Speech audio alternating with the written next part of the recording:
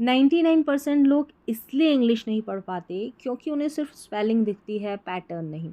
इस वीडियो में मैंने ऐसे सबसे ज़रूरी 20 से 30 ठीक है इंग्लिश पैटर्न और स्पेलिंग रूल्स बताए हैं। पैटर्न भी रहेंगे प्लस स्पेलिंग रूल्स नियम भी रहेंगे जो लगभग हर रोज़ पढ़े जाने वाले शब्दों में यानी इंग्लिश के वर्ड्स में बार बार आते हैं। अगर आप इन्हें समझ लेते हैं तो बड़े से बड़े और कोई नए वर्ड्स जो सामने आ जाए आपको उनको आसानी से आप पढ़ना शुरू कर देंगे। ये पैटर्न सिर्फ पढ़ने में नहीं बल्कि इंग्लिश लिखने और प्रोनाउंसिएशन समझने में भी आपकी मदद करेंगे। और अगर आप बिल्कुल ज़ीरो लेवल पर हैं यानी आपको इंग्लिश का एक भी शब्द पढ़ना नहीं आता तब भी यह वीडियो आपके लिए है। इसलिए वीडियो को बीच में बिल्कुल मत छोड़िए क्योंकि हर अगला पैटर्न आपकी रीडिंग को और आसान बनाता जाएगा। तो यहाँ पर आप सीखते हैं इंग्लिश पढ़ना, इंग्लिश पढ़ने के नियम, English spelling rules, pronunciation rules. तो आज की क्लास में भी आप कुछ खास नियम, कुछ खास पैटर्न सीखने वाले हैं। हज़ारों इंग्लिश वर्ड्स पढ़ने लिखने में ये जो नियम और पैटर्न है ना, ये आपकी मदद करने वाले हैं। चलिए एक एक करके देखेंगे। तो सबसे पहले देखिए यहाँ पर OUGH, ये है ना, ये भी हमारा पैटर्न है। ठीक है, अब कई बार आता है कई स्पेलिंग्स में, यहाँ पर देखेंगे आप कई स्पेलिंग्स में आ रहा है और सारी स्पेलिंग्स यहाँ पर मैंने ऐड की है जो बार बार आपके सामने जब भी आप इंग्लिश की किताब कुछ भी पढ़ते हैं, न्यूज़पेपर पढ़ते हैं, वहाँ पर आते हैं। लेकिन ये जो है ये बेसिक पैटर्न्स है, ये आपको जो है टेक्स्ट बुक में यानी कि इंग्लिश की किताबों में, कहानियों में, इनमें देखने को मिलते हैं। इंग्लिश की जो स्टोरी बुक्स रहती है उनमें। तो यहाँ पर जो है इसका जो साउंड है वो एक तो रहता नहीं है, इसकी जो ध्वनियाँ रहती है मतलब कि इसका साउंड, इसका उच्चारण, ये 8 होते हैं। यानी 8 इसके साउंड होते हैं, 8 मुख्य इसकी ध्वनियाँ होती है। OUGH की कुल 8 मुख्य ध्वनियाँ मानी जाती है। यही इंग्लिश का सबसे मुश्किल स्पेलिंग पैटर्न है। इसको पढ़ने में काफ़ी दिक्कत होती है। अगर आपको इस पैटर्न से जुड़ी हुई स्पेलिंग्स भी याद नहीं होती तो वो भी आपको यहाँ पर उनके लिए भी यानी स्पेलिंग को याद करने के लिए भी काफ़ी मदद मिलने वाली है। तो वो भी आप याद कर ले साथ में। देखें जैसे सबसे पहले यहाँ पर है कि ये OUGH है, ओ साउंड देता है। जैसे सबसे पहले यहाँ पर है OUGH है, इसको ओ पढ़ेंगे दो, दो ऐसे दो। यहाँ पर इसको थो लिखा है, थो नहीं, इसको आप दो कर लें। दो थोड़ा सही साउंड है, थो नहीं, दो, दो पढ़ना है। दो नहीं होता वैसे दो, दो। और ये है यहाँ पर ऑल दो। ठीक है, ये वाला दो लिखना है, ऑल दो, ऑल दो। ये गलत प्रिंट है तो ऑल फिर दो, ऑल दो। तो यहाँ पर पहला है जो OUGH की जो ध्वनि है, साउंड है, वो ओ है। और यही दो स्पेलिंग्स है जिनको लिखने में भी आपको परेशानी होती है। तो याद कर ले ऑल दो और दो की स्पेलिंग। फिर यहाँ पर देखिए ये जो स्पेलिंग है, इस स्पेलिंग को कई स्टूडेंट्स थ्रो पढ़ते हैं। क्या पढ़ते हैं? थ्रो। जैसे THROUGH थ्रो पढ़ते हैं, वो बिल्कुल गलत है। यहाँ पर भी OUGH है और यहाँ पर इसकी जो ध्वनि है वो है ऊ। अब इसको थ्रो नहीं थ्रू पढ़ते हैं। यहाँ पर दिया गया उच्चारण थ्रू पढ़ते हैं, थ्रो नहीं थ्रू। थ्रो की जो स्पेलिंग रहती है ना, THROW रहती है। ठीक है, THR के बाद में OW होता है तो वहाँ पर थ्रो बनता है, ये थ्रू है। ठीक है, फिर यहाँ पर दो साउंड हो गए OUGH के। अब यहाँ पर अगला साउंड देखें ओ, क्या है? ओ। जैसे यहाँ पर देखिए OUGH है तो यहाँ पर थ्रू की स्पेलिंग भी याद कर ले, इसको थ्रो पढ़ देते हैं, पढ़ना क्या आपको? थ्रू। और ये देखें यहाँ पर OUGH है, इसको भी ओ पढ़ेंगे। यहाँ पर OUGH है, इसको भी ओ पढ़ेंगे। और यही मुख्य मुख्य स्पेलिंग्स है, मेन स्पेलिंग्स है। इन स्पेलिंग्स को लिखने में गलतियाँ होती है तो इनको भी याद कर ले समझने के साथ साथ। अब यहाँ पर इसको थॉट पढ़ेंगे। क्या पढ़ेंगे? थॉट। तो ओ है ना, क्योंकि OUGH की ध्वनि, तो थॉट। और लास्ट में ये टी है ना, इसको ट पढ़ा गया है और इसको हम बॉट पढ़ेंगे। वैसे ही इसको ब्रॉट पढ़ेंगे। इसको ब्राउट नहीं पढ़ना है। जैसे ये वाली स्पेलिंग है इसका भी गलत उच्चारण किया जाता है, इसको ब्राउट पढ़ लेते हैं। ठीक है, ब्राउट, ये ब्राउट गलत उच्चारण है। और इसको भी बाउट करके पढ़ ले, नहीं, क्या है? थॉट, बॉट, ब्रॉट, ऐसे आप याद कर लें, प्रैक्टिस कर लें। ठीक है, फिर यहाँ पर नंबर 4 पर हमारे पास OUGH ही है, इसको अफ पढ़ेंगे। क्या पढ़ेंगे? अफ। जैसे यहाँ पर देखिए अफ है, यहाँ पर भी अफ पढ़ेंगे और यहाँ पर भी अफ पढ़ेंगे। ठीक है, ये जो GH आ रहा है ना, GH, कई बार तो GH साइलेंट रहता है, कई बार GH फ की ध्वनि देता है। जैसे कि यहाँ पर इनमें अगर GH की बात करें ना तो ये फ की ध्वनि दे रहा है। क्या? फ की ध्वनि, फ पढ़ रहे हैं इसको। तो यहाँ पर है अफ, तो इनफ, टफ, रफ। तो यहाँ पर देखें अफ की ध्वनि, तो कहीं पर OUGH को ओ पढ़ा, कहीं पर ऊ पढ़ा, तो ऐसे कन्फ्यूज़न रहता है। और यही जो है मुश्किल पैटर्न है, मुश्किल स्पेलिंग रूल है। यहाँ पर है OUGH, इसको आऊ पढ़ेंगे। अब इसको बो नहीं पढ़ेंगे, बाऊ। ठीक है, अब देखने को तो ये बाऊ भी तो पढ़ा जा सकता है, लेकिन इसको ये बो नहीं पढ़ेंगे, बाऊ पढ़ा जाएगा। ठीक है, देखने को ये बो पढ़ सकते हैं, लेकिन इसको पढ़ेंगे बाऊ। फिर यहाँ देखें, इसको क्या पढ़ेंगे? इसको ड्रॉट भी तो पढ़ सकते हैं, इसको ड्राउट पढ़ना है, इसको यहाँ पर ड्राउट पढ़ना है। चलिए, आऊ हो गया, OUGH की ध्वनि। अब यहाँ पर OUGH की ध्वनि ओ करके है, जैसे थोरो, ओ करके इसकी ध्वनि है। ये एक ही स्पेलिंग है। यहाँ पर थोरो करके, थोरो पढ़ने की जगह थरो ऐसे पढ़ दें। ठीक है, अब इसको थोरो भी पढ़ते हैं, लेकिन आप इसको पढ़ें थरो। क्या पढ़ना है? थरो, यहाँ पर लिखा हुआ है। तो ओ की ध्वनि है, ओ और ऊ का हल्का सा साउंड आ रहा है। फिर यहाँ पर देखिए नंबर 7 पर है हमारी स्पेलिंग OUGH की ही, ये स्पेलिंग है एक। ठीक है, अब ये है, इसको हिकअप पढ़ेंगे। ठीक है, यहाँ पर दे रखा है हिकअप, और यहाँ पर थोड़ा इसको हटा दें, ओ को हटा दें, क और प। ठीक है, क और प है इसका उच्चारण, यानी हिकअप, कप।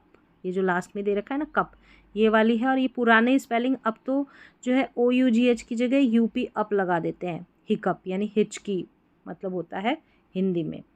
और ये जो OUGH है बहुत कम, इसकी स्पेलिंग, एक हिकअप की स्पेलिंग याद रखनी है। और ये आप नहीं भी याद करते तो कोई ज़रूरी नहीं है, आयरिश शब्द है, लेकिन ठीक है OUGH आता है इसलिए बताया जा रहा है। और यहाँ पर जो है औख है, ये ऊ उच्चारण नहीं, औ और ख है। ठीक है, औख करके। अब इसको पढ़ेंगे तो लॉक या लक करके भी पढ़ सकते हैं, तो लॉक पढ़ दें आप, जैसे लॉक। ये कुछ अलग ही उच्चारण है। ठीक है, औख करके उच्चारण हो रहा है। तो ये 8th वाला जो है आप हटा भी दें, तो याद भी ना रखें तो कोई इशू नहीं है।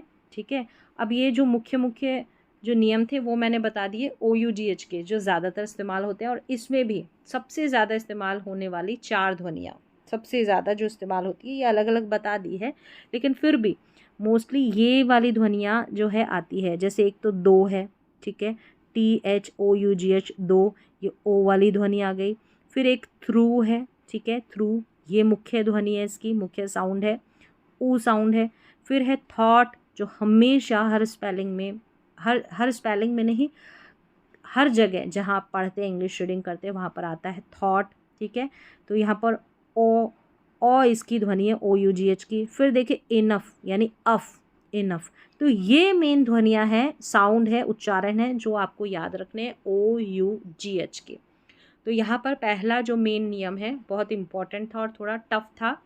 ठीक है, तो अलग अलग आपको याद रखना है। बाकी ये जो स्पेलिंग्स है आप ऐसे ही याद कर लेते हो तो बहुत काफ़ी है आपके लिए, अलग से कोई और स्पेलिंग्स नहीं बनती। फिर है कुछ सामान्य वाउल पैटर्न्स जो मुख्यतः आते रहते हैं, जैसे कि EIGH का उच्चारण ए होता है। यहाँ पर देखें, अब यहाँ पर IGH भी आपको मिल जाएगा। ठीक है, इसमें इसको भी ए करके ही पढ़ेंगे, लेकिन यहाँ पर स्टार्टिंग में ई आ जाता है, इसलिए ये EIGH ही हमारा ये वाला पैटर्न है सभी में। देखिए यहाँ पर जो है मार्क नहीं किया गया है, EIGH। तो ये है एट, वेट, नेबर, ये है स्ले और ये फ्रेट। तो EIGH ये सामान्य वाउल पैटर्न है, बार बार आता है। ठीक है, और इसको हम EIGH को ए पढ़ते हैं। और जब भी स्पेलिंग आप लिखेंगे ना, तो वहाँ पर भी ये आपके लिए बहुत मददगार रहेगा, हेल्पफुल रहेगा। तो यहाँ पर सिर्फ इंग्लिश पढ़ना ही नहीं, लिखना भी आएगा इन स्पेलिंग रूल से, इन पैटर्न से। आगे बढ़ेंगे तो यहाँ पर है कि इम्पॉर्टेंट एक्सेप्शन दे रखा है, जैसे ये वाली स्पेलिंग है, इसमें EIGH है। ठीक है, अब कई बार जो है नियम जो रहेंगे ना, वहाँ पर एक्सेप्शंस भी रहेगी, यानी कि अपवाद भी रहेंगे। नियम के अनुसार कुछ स्पेलिंग्स जो है नहीं बनती है, वो आपको ऐसे याद रखनी पड़ती है। अगर इसको हम पढ़ेंगे तो हेट पढ़ेंगे। अगर EIGH की अभी मैंने ध्वनि बताई साउंड कि EIGH को ए पढ़ते हैं, नहीं, इसको आपको हाइट पढ़ना है। यहाँ ए नहीं, आई पढ़ा जाता है, EIGH। क्या पढ़ा जाता है? आई पढ़ा जाता है। ठीक है, ये याद रखना है, इसको हाइट पढ़ेंगे। चलिए आगे बढ़ें तो हमारा ये पैटर्न है मुख्य जो रिपीट होता है, OY, इसको ऑय करके पढ़ते हैं, जैसे बॉय, टॉय, एन्जॉय, डिस्ट्रॉय और एम्प्लॉय। तो यहाँ पर ये बार बार रिपीट होता रहता है ये पैटर्न ऑय। फिर आगे बढ़ेंगे तो AY है, AY को ए पढ़ते हैं, जैसे देखिए day, play, stay, today, always. ये AY हमारा जो छोटी छोटी कुछ स्पेलिंग्स रहती है उनके आखिर में आता है। फिर ये भी छोटी स्पेलिंग्स का हमारा पैटर्न है, डबल ई, इसको ई पढ़ा जाता है, जैसे देखिए सी, ट्री, ग्रीन, नीड, स्लीप। बार बार रिपीट होता है, बार बार आता है कई स्पेलिंग्स में। EA, इसको ई और ए पढ़ेंगे, जैसे ईट, रीड, टीचर। यहाँ पर ये हो गया टीचर, ये मुख्य ध्वनियाँ है इसकी भी। ठीक है, ये दो मेन इसकी ध्वनियाँ है, बाकी इसके और भी साउंड है। देखिए ये ब्रेड, हेड, यहाँ पर ये ए वाली ध्वनि आ रही है, ए। ये ए लिखा गया है, लेकिन इसको हम साउंड जब इसका बोलेंगे ना, ए की ध्वनि आनी चाहिए, ए साउंड। तो EA, ई और ए। फिर आगे बढ़ेंगे तो OA है, OA भी बार बार रिपीट होता है, जैसे बोट, रोड, कोट, गोट, टोस्ट। तो OA को क्या पढ़ना है? ओ पढ़ना है। फिर आगे बढ़ेंगे तो AI है हमारे पास। ठीक है, AI को हम ए पढ़ते हैं, जैसे rain, wait, train, paint, straight. ये साथ में आता है AI। ठीक है, साथ में आता है। ये जो स्ट्रेट है ना, ये स्ट्रेट, यहाँ पर ये GH साइलेंट है। ठीक है, ये भी अभी आपको नियम सीखने को मिलेगा। नेक्स्ट देखिए यहाँ पर अ साउंड के 6 मुख्य पैटर्न है, यानी कि जिससे अ साउंड आता है ना, वो पैटर्न भी है। इंग्लिश में अ साउंड को 6 मुख्य पैटर्न से लिखा जाता है, यानी ओ रहता है, इसको अ पढ़ते हैं, AU को अ पढ़ते हैं, AW को अ पढ़ते हैं, ALL को अ पढ़ते हैं। ठीक है, OUGH को अ पढ़ते हैं, और यहाँ पर दे रखा है OR। ठीक है, इनको अब एक एक करके ये जो पैटर्न दे रखे हैं इनको देख लेते हैं। जैसे कि यहाँ पर देखिए ओ को, जैसे हॉट, डॉग, बॉक्स। तो ओ के लिए ओ की ध्वनि आ रही है। फिर देखिए ऑगस्ट, ऑथर, ऑटम। तो AU रहेगा ना, तो इसको भी ओ पढ़ेंगे। रिपीट होते रहते हैं ये सारे जो पैटर्न हैं, ये ध्वनियाँ रिपीट होती रहती है, बार बार आपको ये देखने को मिलती है। तो ऐसे आप याद रख सकते हैं। ठीक है, आपके रहेगा कि हाँ इसका ये जो पैटर्न है, इसकी ध्वनि, इसका साउंड ये है, इसको हम ऐसे पढ़ेंगे। फिर देखिए AW है, इसको भी अ पढ़ेंगे, जैसे सौ। अब इसको सा नहीं पढ़ना, सौ, ड्रॉ। इसको ला नहीं पढ़ना, लॉ। अ पढ़ना है AW को। अब ए के बाद में डबल एल हो सकता है, एक एल भी हो सकता है। ठीक है, जैसे ऑल राइट लिखते हैं ना, उसमें एक एल ही रहता है। तो यहाँ पर भी है, ये जो है ना अ की ध्वनि आएगी इस ए के लिए, अगर इसके बाद में डबल एल है या एक एल है। Ball, call, wall. तो इसका बाल, काल, वाल नहीं बोलते हैं, आ की ध्वनि नहीं बोल रहे हैं ए के लिए। हम ए को अ पढ़ रहे हैं क्योंकि इसके बाद में डबल एल है। फिर OUGH, जैसे थॉट, बॉट और ये ब्रॉट, यहाँ पर अ की ध्वनि आ रही है। तो यहाँ पर आपको इन पैटर्न से सीखने को मिल रहा है कि यहाँ पर अ का साउंड कौन कौन से पैटर्न में आता है, सारे यहाँ पर बताए हैं। फिर देखिए शॉर्ट, अ की ध्वनि, ओ के बाद में अगर आर रहता है ना, तो अ की ध्वनि आती है। Short, sport, north. ठीक है, तो ये सारे पैटर्न वो है जिसमें हम अ की ध्वनि निकालते हैं, यानी कि अ की ध्वनि प्रोनाउंस करते हैं, अ की ध्वनि बोलते हैं। और ये पैटर्न है, ओ आता है तो AU रहता है तो उसको अ पढ़ते हैं, AW को, ए के बाद डबल एल रहेगा, OUGH रहेगा, उसको अ पढ़ेंगे। ओ के बाद में आर रहता है तो ओ को अ पढ़ते हैं। तो यहाँ पर अ की ध्वनि वाला साउंड वाला पैटर्न देखा। अब अगला यहाँ पर है कि DGE और GE और GU के नियम। देखिए DGE, ज शब्द के अंत में जब ये आता है ना, DGE शब्द के अंत में आता है, तो इसको हम ज पढ़ते हैं। अब रूल देखें, यहाँ पर रूल भी है इसका नियम कि शॉर्ट वाउल प्लस DGE रहेगा ना, तो ज का साउंड आएगा तो हम DGE लिखते हैं, लिखने में काम आएगा ये जो रूल है। याद रखें कि DGE ज़्यादातर वर्ड के एंड में आता है, एंड में ही आता है। जैसे यहाँ पर देखिए, ये है ब्रिज, बैज, जज, एज, नॉलेज, सभी के लास्ट में ज की ध्वनि आ रही है और ज की ध्वनि के लिए हमने DGE लिखा है, ठीक है। और ये हमको कैसे पता चलेगा कि हम इस ज की ध्वनि के लिए GE नहीं लिखें, क्योंकि इससे पहले आप देखेंगे ना यू है, इससे पहले आप देखेंगे ए है, इससे पहले आई है, इससे पहले ई है, फिर नॉलेज में ई है। तो ये क्या है, ये शॉर्ट वाउल है, शॉर्ट वाउल है, यानी कि जो इनका उच्चारण निकल रहा है ना उसको हम खींच नहीं रहे। हम जैसे ब्रिज नहीं बोले, हम बोल रहे हैं ब्रिज, यानी कि ई की ध्वनि शॉर्ट है। हम बैच, ए ध्वनि, ए के लिए ए, ये सब शॉर्ट वाउल साउंड है यहाँ पर, ठीक है, DGE से पहले।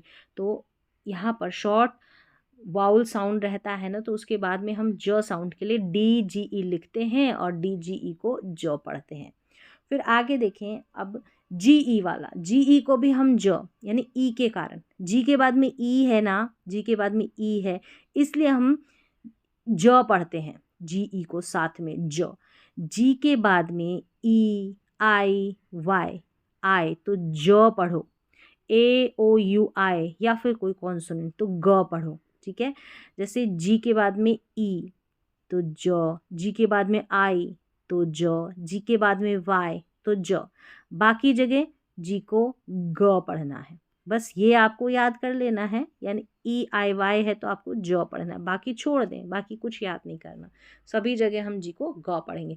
जैसे देखिए, गो, गेम, गिटार, ठीक है। अब यहाँ पर स्पेलिंग देखें, जैसे यहाँ पर देखें, एज है, पेज है, लार्ज है, चेंज है, ऑरेंज है, तो यहाँ पर GE हो रहा है, ठीक है। जी के बाद में ई है, एक तो है कि जो साउंड आ रहा है तो GE लिखा, और जी के बाद में ई है ना, इसलिए हमने जी को ज पढ़ा, एक तो ये चीज़।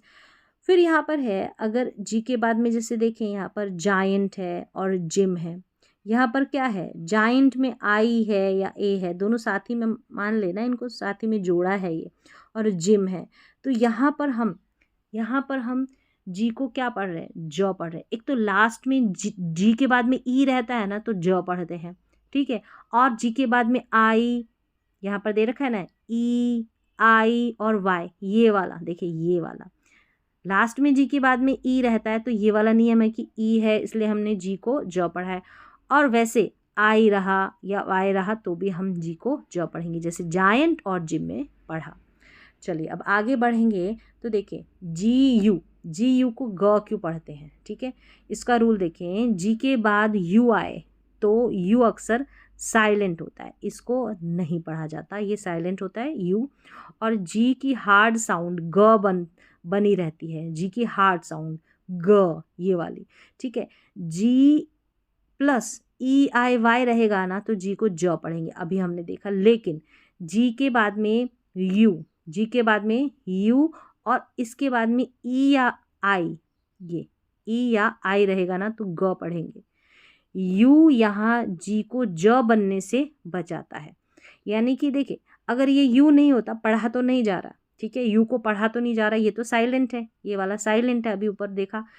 अब अगर डायरेक्ट ई या वाई रहता ना, तो जी को हम क्या पढ़ते, हम ज पढ़ते, अभी रूल में देखा। लेकिन हमको ज नहीं पढ़ना है, इसलिए यहाँ पर बीच में यू ऐड कर दिया।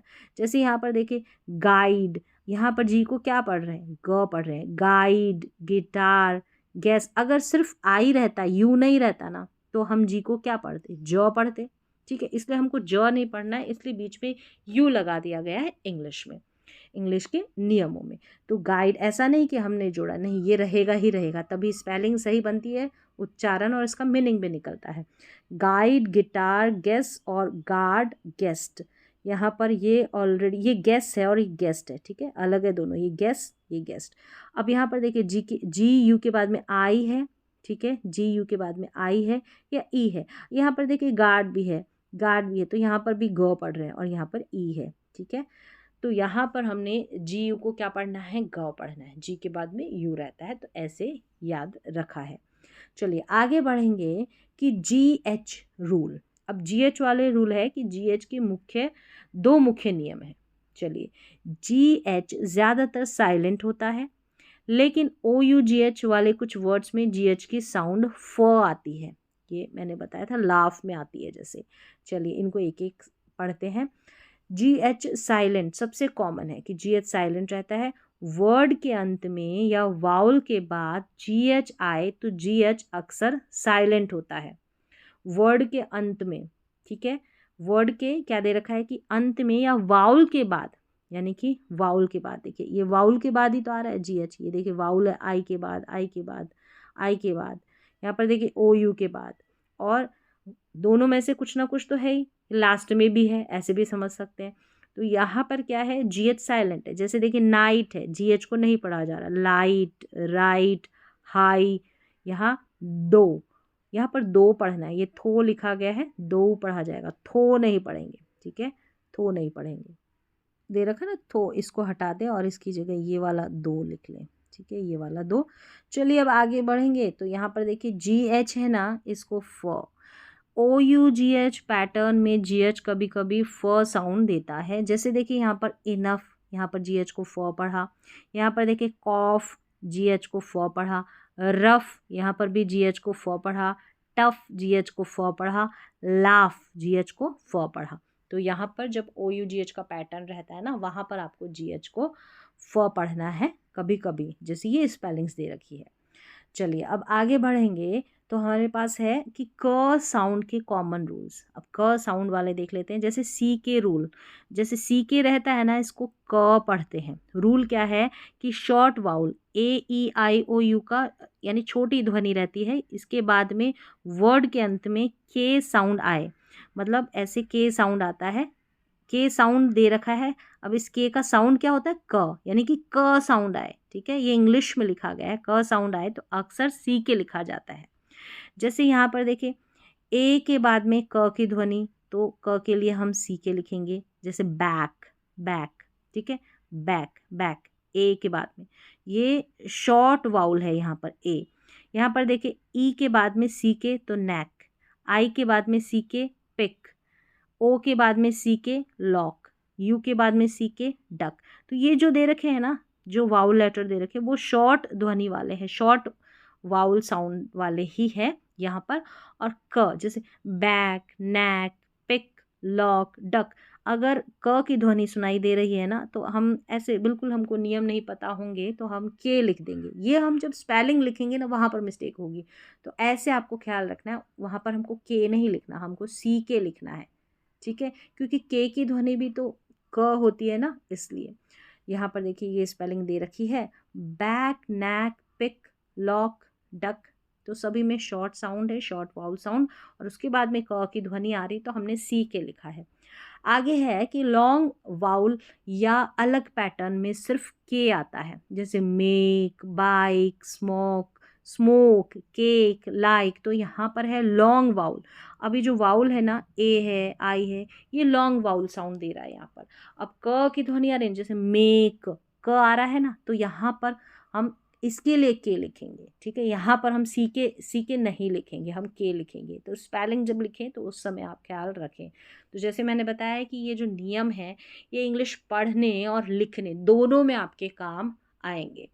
फिर अन्य क रूल्स दे रखे हैं कि के रहता है ना, इसको क, जैसे के अकेला हो तो क पढ़ते हैं। जैसे किंग, कीप, काइट, के अकेला रहता है। सी के लिए क की ध्वनि आती है, यानी कि सी के बाद में AOU या कोई कॉन्सोनेंट आए ना, तो हम सी को क पढ़ते हैं। जैसे कैट, कम, कप, क्लास, क्लाउड। तो यहाँ पर बताइए कि क की और कौन कौन से लेटर के लिए ध्वनियाँ होती है। तो के को भी हम क पढ़ते हैं, सी को हम क पढ़ते हैं, जिसका नियम मैंने बता दिया। फिर है कि CH को भी क पढ़ते हैं। जैसे ग्रीक ओरिजिन वर्ड्स है ना, उनमें जैसे केमिस्ट्री, कैरेक्टर, स्कूल, तो ये ग्रीक से निकले हुए शब्द है, तो यहाँ पर CH को क पढ़ा जा रहा है। फिर है QU, अब ये साथ में रहते हैं, Q के बाद U आए तो यहाँ पर आधा क आ रहा है ना, तो QU साथ में क्व पढ़े जाएंगे। यहाँ पर भी आधे क की ध्वनि तो आ रही है, तो क्वीन, क्विक, यहाँ पर क्वेश्चन, क्वेश्चन, ठीक है, QU साथ में है तो क्व पढ़ा। यहाँ पर भी देखिए आधा X के लिए आधा क तो आ रहा है ना, X, ऐसे इनमें क की क भी होता है, जैसे इसमें भी है आधा क तो है ना, तो बॉक्स, फॉक्स, नेक्स्ट। तो इनमें ठीक है आप अलग से याद रख लें कि क्यू यू को क्वा पढ़ते हैं, एक्स को एक्स ऐसे पढ़ा। ठीक है, यहाँ पर मतलब सभी में क की ध्वनि आ रही, तो वो भी मैंने बता दिया। अब आगे है कि सी एच साउंड के सारे कॉमन रूल। सी एच वाले क्या नियम है कि सी एच को च पढ़ती है, सबसे कॉमन नियम है, सामान्य सा नियम है जो आपको पता होना चाहिए कि नॉर्मल इंग्लिश वर्ड्स में सी एच को च पढ़ते हैं। नॉर्मल जैसे चेयर, चाइल्ड, चिकन, टीचर, तो यहाँ पर च पढ़ा है। नॉर्मल इंग्लिश वर्ड्स जो रहती है, नॉर्मल इंग्लिश शब्द वर्ड्स वोकैबुलरी जो रहती है, तो चेयर में देखिए सी एच है, चाइल्ड में सी एच है, चिकन में सी एच है, टीचर में सी एच है, तो यहाँ पर सी एच को च पढ़ा गया है। अब आगे है कि टी सी एच का कॉम्बिनेशन रहता है ना, तो इसको भी च पढ़ते हैं। रूल है कि शॉर्ट वाउल, यानी इससे पहले शॉर्ट वाउल रहेगा ना तो हम च पढ़ते हैं। जैसे यहाँ पर देखिए कैच, मैच, किचन, और यहाँ पर है वॉच, स्विच। तो क्या बन गई हमारी spelling, catch, match, kitchen, watch, switch. तो यहाँ पर च साउंड आ रहा है टी सी एच के लिए, ठीक है। और इससे पहले ए, ये आई, ये क्या है, शॉर्ट वाउल साउंड है। यहाँ पर देखिए शॉर्ट वाउल है, यानी कि इनकी जो ध्वनि है वो शॉर्ट है। वॉच, यहाँ पर देखिए ए है, स्विच में आई है। तो इसके बाद में अगर च की ध्वनि रहती है ना, शॉर्ट वाउल साउंड के बाद में च की ध्वनि के लिए हम टी सी एच लिखेंगे, ठीक है, टी सी एच लिखना है। फिर है ये एक पैटर्न है कि टी यू आर ई साथ में रहता है तो इसको चर पढ़ते हैं। जैसे टी यू आर ई एक पूरा एंडिंग पैटर्न है जिसकी साउंड चर आती है। टी यू अकेले हमेशा चर नहीं होता, हम इसको साथ में लिखेंगे तभी ही हमारा चर बनेगा। जैसे देखें पिक्चर, नेचर, फ्यूचर, यहाँ पर है कल्चर, एडवेंचर, तो लास्ट में टी यू आ रही है और इसको हमको साथ में पढ़ देना है चर। अब यहाँ है कि टी यू के बाद में ए ई आई ओ यू, यानी कि वाउल होने पर भी अक्सर च साउंड आती है। मतलब इसके बाद में देखिए टी यू के बाद में इनमें से वाउल रहता है तो भी, जैसे यहाँ पर देखिए एक्चुअल, वर्चुअल, स्पिरिचुअल, म्यूचुअल। अब एक और तरीका मैं इसको याद करने का बता दूं कि टी यू ए एल, ये पैटर्न आप याद रखिए, ये एल है, ठीक है, टी नहीं है, ये L, T U A L. इसको साथ में जब आ जाए तो इसको आप चुअल करके पढ़ दे। जैसे ये दे रखा है ना यहाँ पर चुअल, ये पढ़ देना, बस ऐसे आप याद रखें, ये आप याद मत रखें, ऐसे कंफ्यूज हो जाएंगे, ठीक है, चुअल करके पढ़ना है। फिर है सी एच को क, क्या पढ़ना है, सी एच को क पढ़ना है ग्रीक वर्ड्स। सी एच को क पढ़ना है ग्रीक वर्ड्स में, जैसे केमिस्ट्री, कैरेक्टर, स्कूल, यहाँ पर है कोरस और ये केओस। देखिए कोरस को आप चोरस पढ़ सकते हैं, तो याद रख ले इसको कोरस पढ़ना है। और इसको चेओस पढ़ सकते हैं, है ना, केओस पढ़ना है। तो यहाँ पर सी एच को क पढ़ा गया है, ये ग्रीक से निकले हुए शब्द है, वर्ड्स है, तो यहाँ पर सी एच को आपको क पढ़ना है। फिर है कि सी एच को श भी पढ़ते हैं, ये फ्रेंच से निकले हुए, जैसे मशीन, शेफ, ब्रोशर, यहाँ पर है शैले, ये है पैराशूट। तो देखिए यहाँ पर जो है सी एच को श पढ़ा गया है, फ्रेंच से निकले गए हैं, विदेशी शब्द है, विदेशों से निकले हुए, तो यहाँ पर हमने सी एच को श पढ़ा और इससे ऊपर हमने सी एच को क पढ़ा। तो ये कुछ शब्द है लिमिटेड, वहाँ पर आपको ऐसे ही याद रखना है एक्सेप्शन के साथ। चलिए नेक्स्ट यहाँ पर है हमारे पास 8th पे दे रखा है यहाँ पर श साउंड के पैटर्न। देखिए अलग अलग है, कोई पैटर्न है, कोई नियम है, सारे के सारे मोस्ट इम्पॉर्टेंट, बहुत ही ज़रूरी है। काफ़ी कुछ यहाँ से आपको मदद मिलने वाली इंग्लिश पढ़ने और लिखने में, इंग्लिश की स्पेलिंग्स पढ़ने में, लिखने में। श साउंड के पैटर्न देखिए, एस एच को श पढ़ते हैं, जैसे ship, shop, wash, fish, English, तो एस एच को श पढ़ना है। सी एच को भी श पढ़ना है, फ्रेंच वर्ड्स जैसे मशीन, शेफ अभी पढ़ा, ठीक है। फिर है टी आई, एक साथ में दिया गया है, टी आई फिर वाउल रहता है तो श पढ़ना है, जैसे नेशन, एजुकेशन, यहाँ पर देखिए पेशेंट है, पेटेंट ही नहीं पढ़ेंगे, इनिशियल है, असेंशियल है। अब ये पैटर्न भी है, ये अलग से भी बताऊंगी मैं। तो यहाँ पर देखिए nation, education, patient, initial, essential, तो यहाँ पर टी आई को श पढ़ा गया है इन सभी में, ठीक है। सी आई के बाद में और वाउल है इनके बाद में, ठीक है। सी आई के बाद में वाउल रहता है श, जैसे special, social, official, musician, ancient, ये अभी आपको और जो है पैटर्न में अभी देखने को मिल जाएगा। फिर है एस आई, ये पैटर्न है हमारे, देखिए एस आई, इसको श पढ़ना है, जैसे tension, extension, expansion, mission, permission. तो एस आई ओ एन, वैसे एस आई को श पढ़ा गया और वैसे S I O N pattern मिलेगा ना, तो इसको शन पढ़ना है। ठीक है, अब ये आपको अभी और अलग से पैटर्न में नीचे दे दूंगी। फिर यहाँ पर देखिए double S I O N रहेगा ना, इसको शन, जैसे मिशन, परमिशन, डिस्कशन। यहाँ पर है profession, expression. Double S I O N को भी शन पढ़ते हैं, टी आई ओ एन को भी शन पढ़ते हैं। फिर एस यू आर ई रहेगा ना, इसको शर या श्योर, जैसे श्योर, यहाँ पर देखिए sure, ensure, assure, insurance, pressure, pressure. ठीक है, ये श्योर श्योर है, प्रेशर में शर है। फिर है T I O U S रहेगा ना, इसको शश पढ़ना है, जैसे ambitious, cautious, nutritious, superstitious, delicious. तो T I O U S को शस पढ़ा है। अब यहाँ पर देखिए ये सब T I O U S है और यहाँ पर डिलीशियस में सी आई ओ यू एस है, तो कुछ स्पेलिंग्स ये भी रहेगी, वहाँ पर भी शस पढ़ते हैं।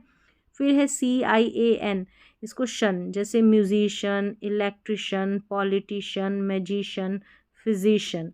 ये कुछ ना कुछ काम से संबंधित जो लोग रहते हैं, जैसे कोई म्यूजिशियन, गाने जो संगीतकार होता है वो, ठीक है, लाइट को जो सही करता है, फिर जो राजनेता होता है, इनके आगे, ठीक है, हम जो है शन लगाते हैं।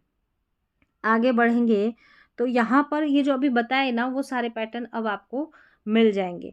देखें कुछ इंपॉर्टेंट पैटर्न की यहाँ पर लिस्ट दे रखी है, T I O N, S I O N, C I A N. इनको डिटेल में समझाया कि टी आई ओ एन को शन पढ़ेंगे, जैसे नेशन, एजुकेशन, इंफॉर्मेशन, कन्वर्सेशन। तो यहाँ पर जब भी आपको टी आई ओ एन, यहाँ पर नहीं, जब भी आप पढ़ते हैं इंग्लिश, लिखते हैं इंग्लिश के स्पेलिंग्स, तो वहाँ पर आपको अगर टी आई ओ एन नज़र आए तो उसको शन पढ़ना है।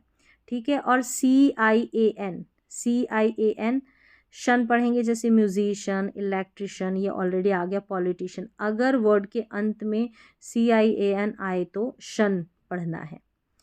फिर यहाँ पर दे रखा है कि एस आई ओ एन जन और शन पढ़ा जाता है। अगर एस आई ओ एन से पहले वाउल ये रहते हैं ना, तो हम इसको जन पढ़ते हैं, एस आई ओ एन से पहले। देखिए एस आई ओ एन से पहले आई है तो विजन, जन पढ़ा। यहाँ पर देखिए एस आई ओ एन से पहले आई है, एस आई ओ एन से पहले आई है, तो हमने क्या पढ़ा है, यहाँ पर जन पढ़ा है।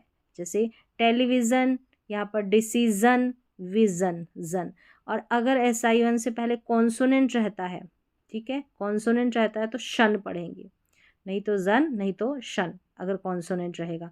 जैसे देखिए यहाँ पर एस आई ओ एन से पहले एन कॉन्सोनेंट है, एस आई ओ एन से पहले एन कॉन्सोनेंट है। यहाँ पर देखिए एस आई ओ एन से पहले एस है, एक एस है ना, वो कॉन्सोनेंट है, तो शन। तो एक्सपेंशन, यहाँ पर है एक्सपेंशन, टेंशन, और यह है परमिशन, परमिशन।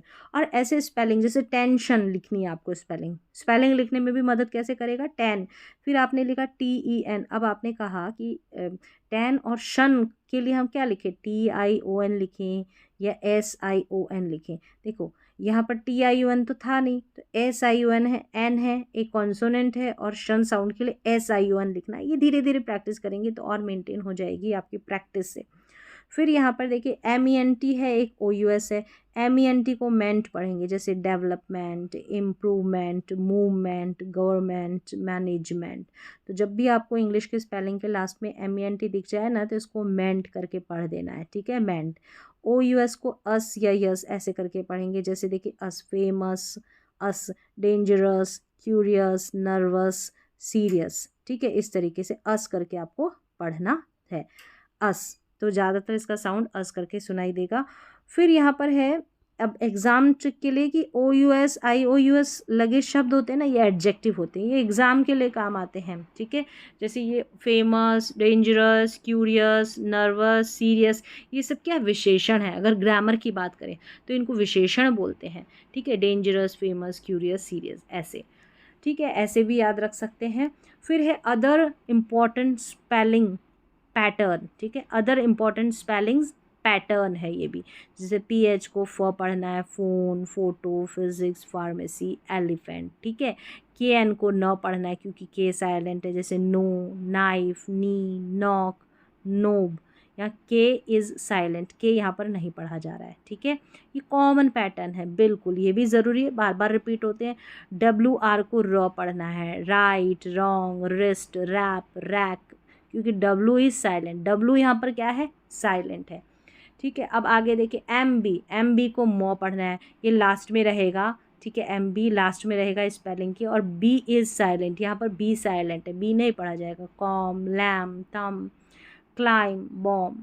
फिर देखिए TH की दो ध्वनियाँ हैं, थ और द, जैसे think, three, this, that, mother, the. तो यहाँ पर थिंक थ्री में थ पढ़ा, this, that, these, those, mother, father, तो यहाँ पर द पढ़ा जाता है। तो ये जो TH वाली ध्वनि है ना, धीरे धीरे आप कुछ कॉमन स्पेलिंग्स ही रहती है, कुछ एक स्पेलिंग रहती है, आप धीरे धीरे प्रैक्टिस करते हैं और उनको पढ़ते चले जाते हैं तो आपको समझ में आ जाता है। रटने की ज़रूरत नहीं है, समझने की ज़रूरत है, प्रैक्टिस करने की ज़रूरत है। अब यहाँ पर देखिए WH को वो, जैसे वॉट, वैन, वेयर, वाइट और वाई, तो यहाँ पर WH को क्या पढ़ा गया है, व पढ़ा गया है। तो इस तरीके से आज की जो क्लास थी ना, इसमें जितने भी मैंने रूल बताए, स्पेलिंग पैटर्न बताए, ये अक्सर जितने भी आप रीडिंग करते हैं, स्पेलिंग्स लिखते हैं ना, वहाँ पर पूरे के पूरे ये काम आते हैं आपके, ये आपको दिखाई देते ही देते हैं। एक बार फिर से आप प्रैक्टिस कर लें, फिर से प्रैक्टिस कर लें कि कैसे कैसे आपने जो जो स्पेलिंग्स में नियम सीखे ना, वो कैसे कैसे साउंड, ध्वनियाँ उनसे निकल रही, कैसे स्पेलिंग्स बन रही है। बस आपको एक बार फिर से प्रैक्टिस कर लेनी है, अगर अभी भी आपको समझ में नहीं आया तो आज की क्लास में बस इतना ही, मिलते हैं अगली क्लास में।